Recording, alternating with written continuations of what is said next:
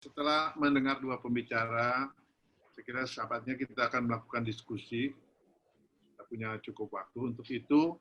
Dan yang, kalau sejawat kalian yang hadir, partisipan yang mendengarkan, dan juga Dr. Fardah dan Dr. Benny, sudah ada beberapa pertanyaan yang sampai kepada melalui chat ke sini. Dan saya kira sudah dimonitor oleh Dr. Fardah ya. Jadi saya kira kesempatan pertama ini kami berikan saja jawaban langsung, walaupun sudah disampaikan juga jawaban-jawabannya, tapi lebih afdol kalau langsung dari tangan pertama kita mendengar secara live. Silakan Dr. Farda menjawab beberapa pertanyaan yang silakan. Ya, baik. Terima kasih Dr. Toar. Terima kasih untuk pertanyaannya. Jadi pertanyaan yang pertama, apakah hepatoprotektor itu bisa memperbaiki sirosis ya, Dr. Toar ya?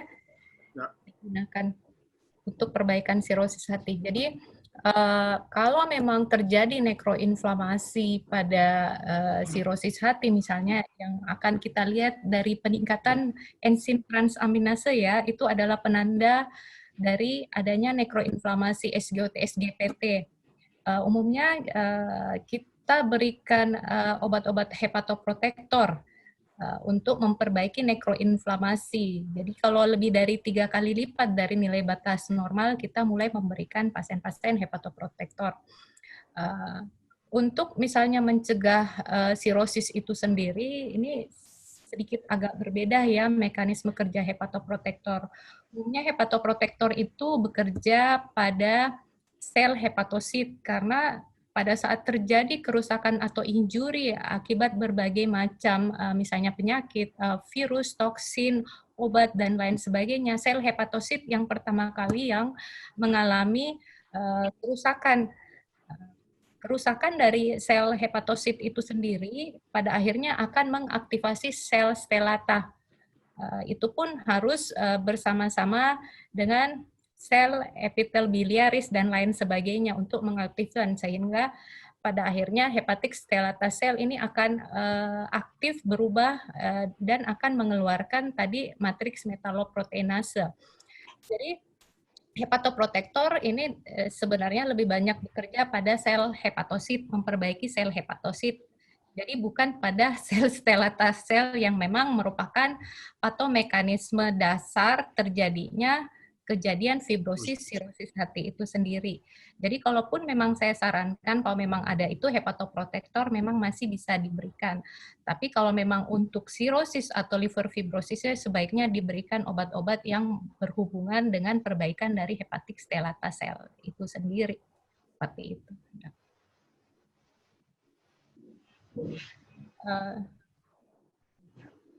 Oke. Itu ada pertanyaan yang kedua. Iya, Dok. Masih untuk Dr. Farda. Dr. Farda bisa tentang...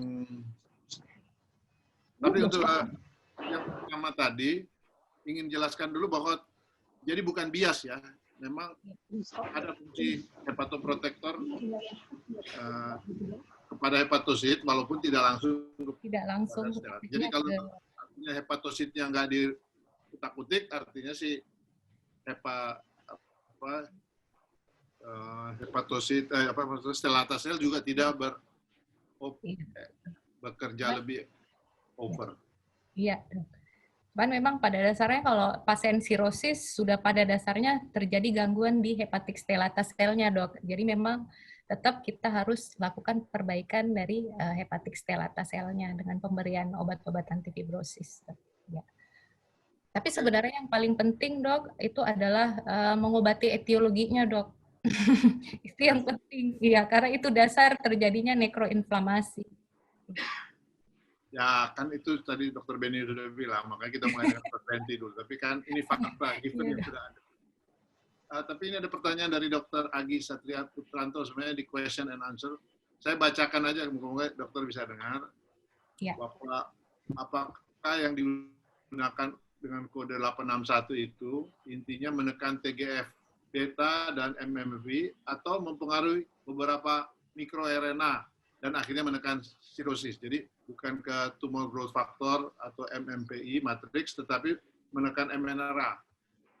Kemudian apakah obat itu yang justru mencegah fibrosis di tempat lain, misalnya di saluran cerna, misalnya di GI tract, kalau terjadi fibrosis, bisa nggak dipakai untuk mencegah itu? Iya, Dok. Jadi kalau dari studi penelitian eksperimental animal maupun tadi clinical study itu lebih banyak bekerja pada hepatic stellata cell untuk perbaikan dari fibrogenesisnya, Dok. Meskipun memang TGF-beta dan lain sebagainya itu kan mediator-mediator inflamasi yang nanti akan dikeluarkan kalau ada kerusakan, itu akan terjadi juga di beberapa organ-organ kita ya kalau ada kerusakan. Tapi saya pikir untuk obat ini memang hanya khusus digunakan untuk kejadian fibrosis di liver itu sendiri karena dia bekerja di hepatic stellata cell. Kan kita tidak mendapat sel dari gastrointestinal, kan beda selnya, Dok. Ya. Makanya mungkin itu yang dipertanyakan Dr. Agi, karena kalau singkatnya biomolekuler, ekspresi yang di atas, bukan reseptornya atau reseptor yang biomolekuler, mungkin ya ini kan belum ada evidence-nya, tapi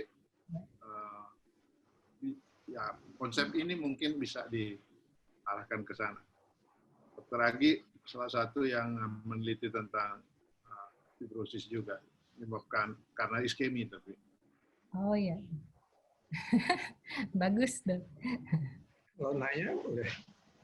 Nah, Boleh ya, langsung ini, aja. dari mana ini? Warga, Ya, ya, Dok. boleh tanya.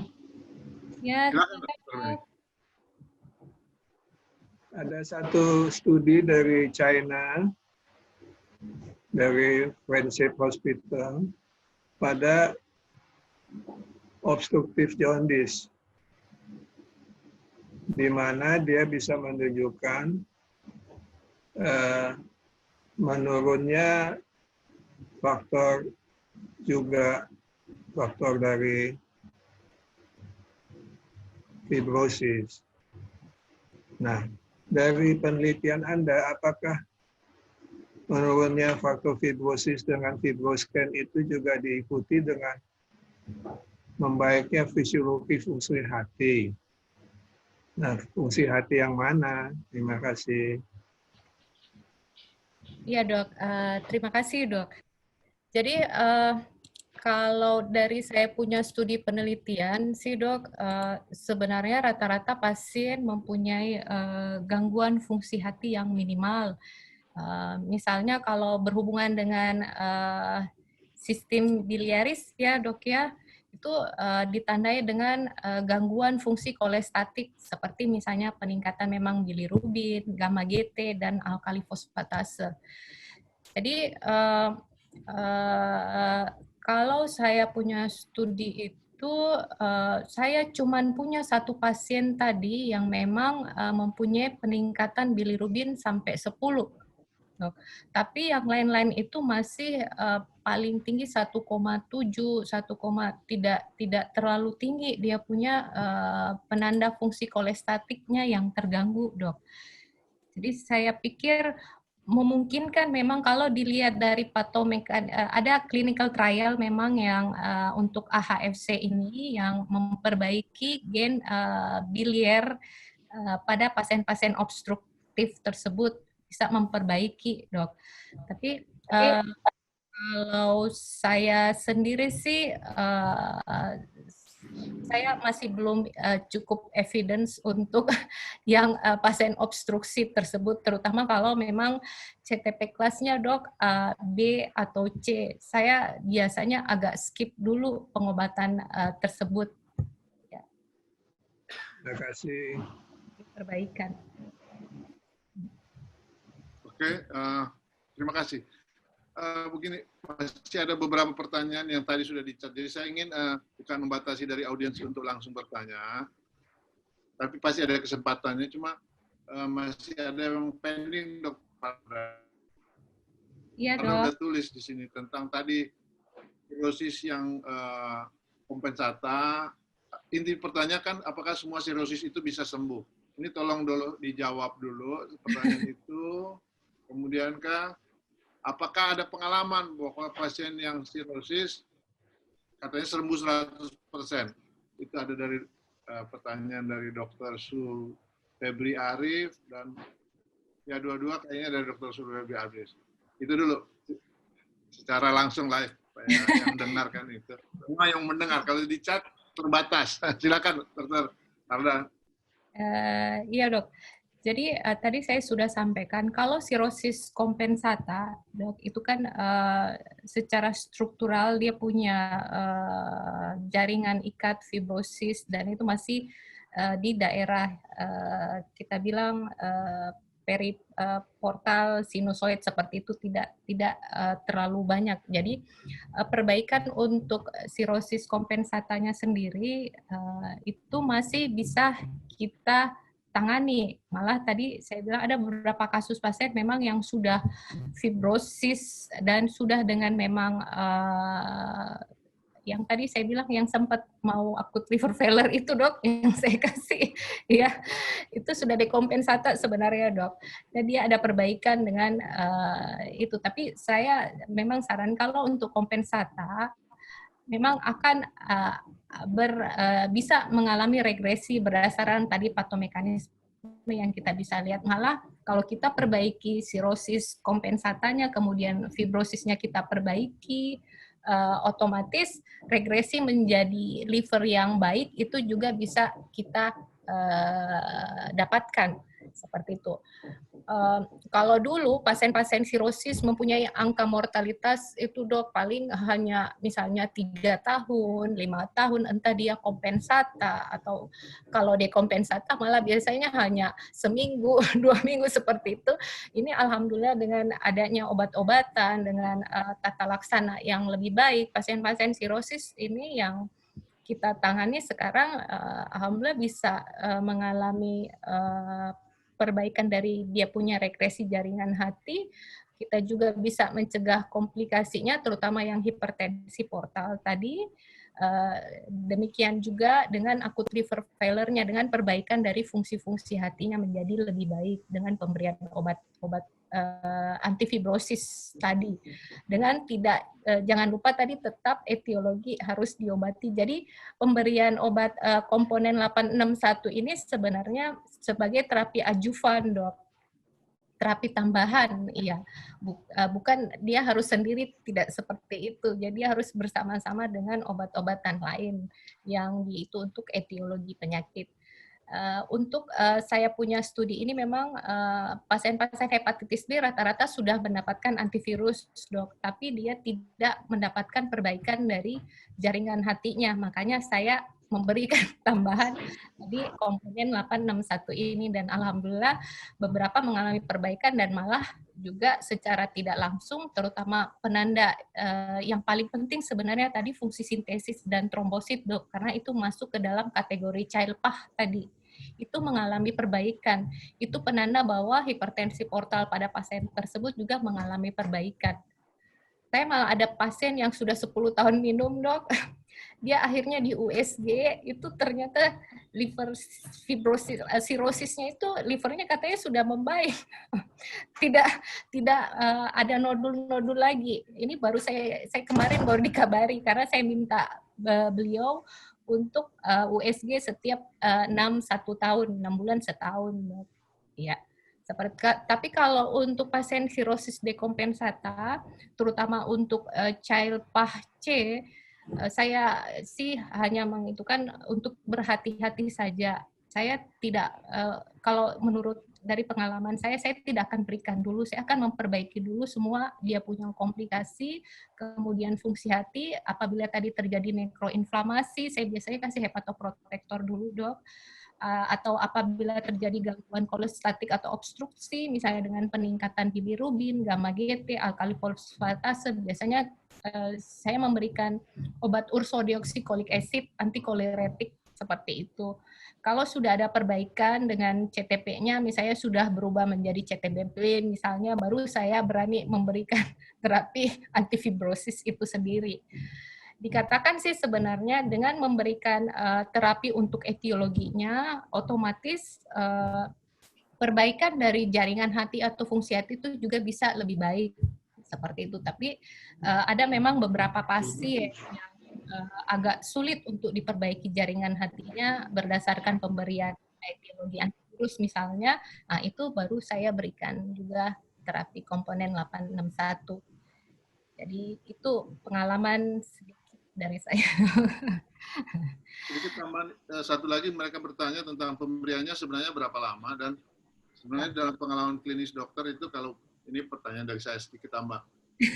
Banyak kita bilang, oh iya ini ada respon gitu loh. Iya dok. Dan pengalaman silakan dok. Iya dok. Jadi pemberian komponen 861 ini yang kita pakai marker tadi, selain tadi penanda dari CTP kelasnya dok, ya yang trombosit, albumin, bilirubin, itu juga yang paling penting adalah penanda fibrosis hati. Jadi entah bisa menggunakan tadi serum marker dok, atau tadi scoring-scoring yang APRI, kemudian NFS untuk NAFLD, ataukah tadi fibroscan.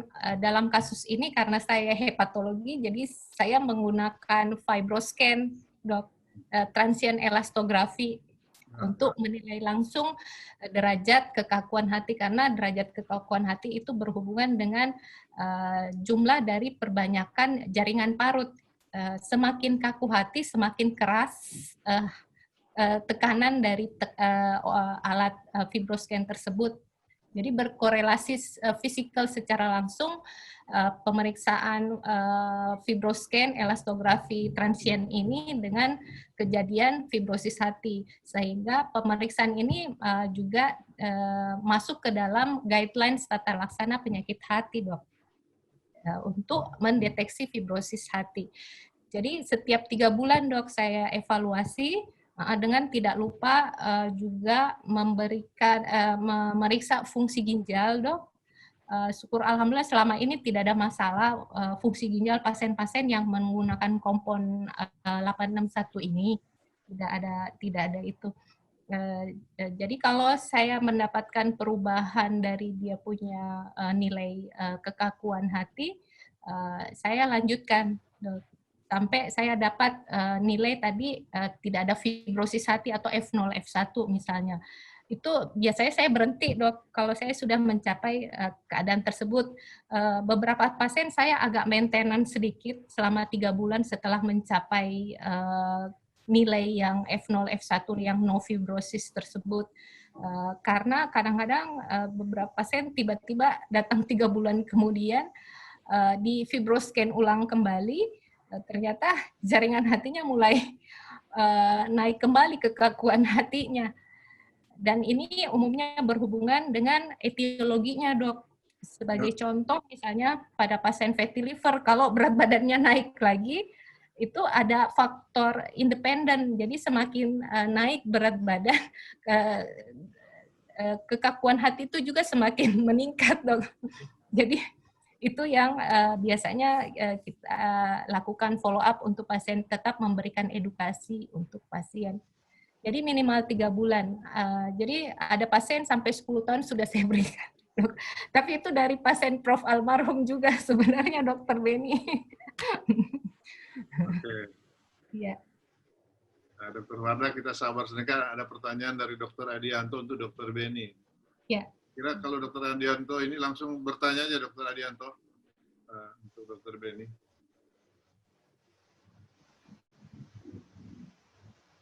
Atau kalau mungkin di unmute. Jadi maksudnya pertanyaannya bagaimana penggunaan atau operasi laparoskopik minimal invasif pada suatu kolesistitis pada pasien dengan sirosis, karena kita banyak pasien sirosis. Nah, ini pertanyaannya Dr. Beni, apa tips and tricksnya gitu lah. Kita pakai dulu yang C861 gitu ya, cover sebagai ajuvan atau neoajuvan. Gimana Dr. Beni, ada pengalaman atau apa yang ingin disampaikan? Silakan, ini pertanyaan dari Dr. Jadi sering dari pemeriksaan preoperatif kita dapat informasi ada fatty liver.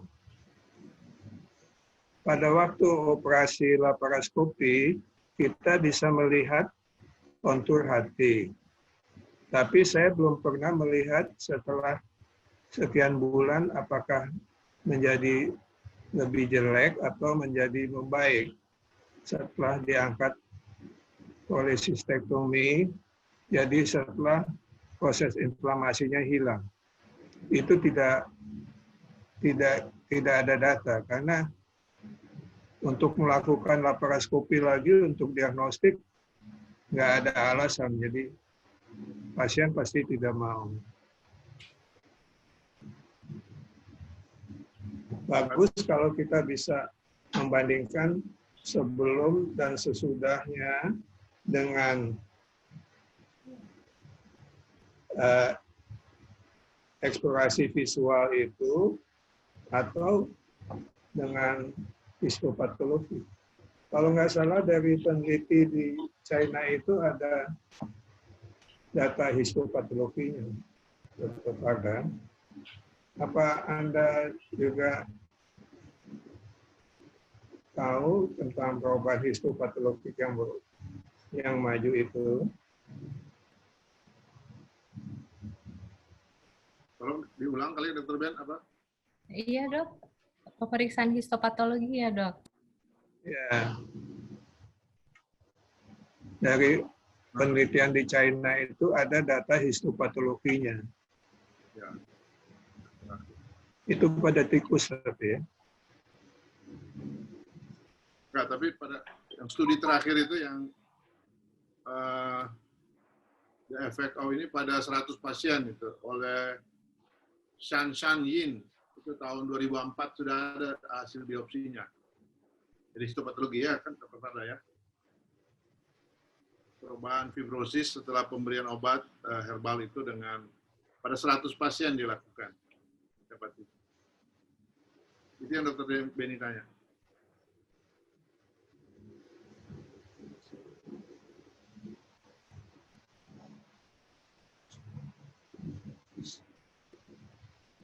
Anyway, semangatlah Dr. Farda.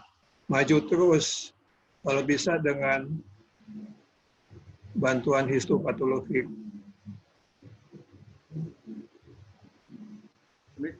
Ini mungkin ya. Mic saya dok agak itu iya.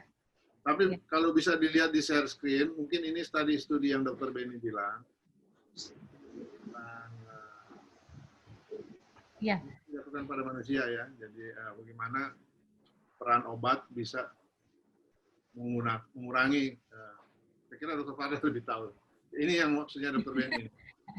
Iya, jadi dikatakan kalau di sistem biliar itu sendiri, dok, mekanisme penekanan dari perubahan untuk ke fibrosis hati itu sendiri melalui aktivasi dari TGF transforming growth factor dok dan smooth muscle actin jalur yang ada di sistem biliar. Dari situ itu akan mengaktifkan tadi hepatic stellata cell untuk menghasilkan beberapa matriks metaloproteinase ini yang dalam hal ini terlihat pada studi ini ya, mereka menilai beberapa matriks metaloproteinase. Jadi secara tidak langsung dia bekerja di transforming growth factor. Dengan cara menekan transforming growth factor, ini AHFC-nya di sistem biliaris, AHFC ini bisa menekan keluarnya matriks metaloproteinase yang berlebihan dari hepatic stellata cell. Ini yang terakhir penelitian ya dok ya tahun 2018. Ya. Oke. Ya. Saya cuma mau mengulang, Dr. Ben tadi pertanyaannya adalah dari Dr. Edianto, tips and tricks pada laparoskopik kolestektomi pada orang dengan sirosis. dengan adanya ini bagaimana? Ada pengalaman, kita kasih dulu CD 861 atau AHFC pada pasien-pasien ini, hal yang elektif, supaya akan mempermudah atau mencegah terjadi. Saya nggak ada pengalaman. Ya, tapi maksudnya dengan ilmu ini apa, informasi ini apa, ada tempatnya itu. Saya kira pakarnya kan Dr. Ben, bisa menginjus nggak kita menggunakan ini? Saya kira bisa. Jadi ada rasionalnya. Karena kan dia nggak segera harus dioperasi, jadi boleh ada intervensi itu menurut saya. Ya, itu menarik ya, jadi ini salah satu rekomendasi juga dari seorang senior ya tentang. Boleh kita teliti tuh. Ya, silakan Dokter. Ya, ada yang mau ditanya Dokter Ben? Ya, maksud saya metode ini boleh kita teliti. Oh iya, ya itu cara dengan Dokter Farda ini ahlinya nanti. Ada satu pertanyaan. Paling tutup warung 2 harian. Cuma 3 hari tutup warung. Tapi juga dicari nggak pas di weekend, nggak pas ramai. Maaf dok, boleh saya komen sedikit mengenai pembedahan pada diagnosis, dok? Ya, jadi tadi sebenarnya yang paling penting itu adalah penilaian itu tadi dok, prognosis menggunakan Child-Pugh class atau MEL score tadi. Dikatakan kalau misalnya Child-Pugh-nya itu A, jadi scoringnya 5-7, atau MEL score-nya itu kurang dari 10, itu resiko untuk elective surgery itu sangat rendah, dok. Jadi memang kita tidak membutuhkan tata laksana yang lebih khusus seperti itu. Kemudian dikatakan kalau Child-Pugh B atau MEL score-nya 10-15, berarti dia risiko sedang, dan dikatakan pembedahan itu harus dipikirkan apakah bisa di pending dulu sesuai indikasi dan urgensi. Jadi misalnya memang kalau memang harus itu, memang harus dioperasi, ya sudah operasi, tapi nanti akan dilakukan tata laksana. Ini khusus pada pasien sirosis ya dok, pada pasien sirosis. Kemudian kalau Child-C atau MEL score-nya lebih 15, ini katanya memang sangat tinggi resikonya. Disarankan memang pembedahan harus jangan dulu dilakukan, kemudian diperbaiki dulu tadi gangguan fungsi hati pasien, diperbaiki juga itu tadi seperti dokter Beni katakan, hipertensi portal, komplikasinya, dan lain sebagainya, sampai scoringnya ini kita bisa scoring lagi dok, misalnya sudah jadi B atau MEL score-nya sudah turun 10 atau 15, ya sudah boleh kita itu kalau memang emergensi dok. Ya. Jadi saya sarankan teman-teman sejawat bisa menggunakan metode CTP class untuk prognosis MEL score dok. Ya, terima kasih.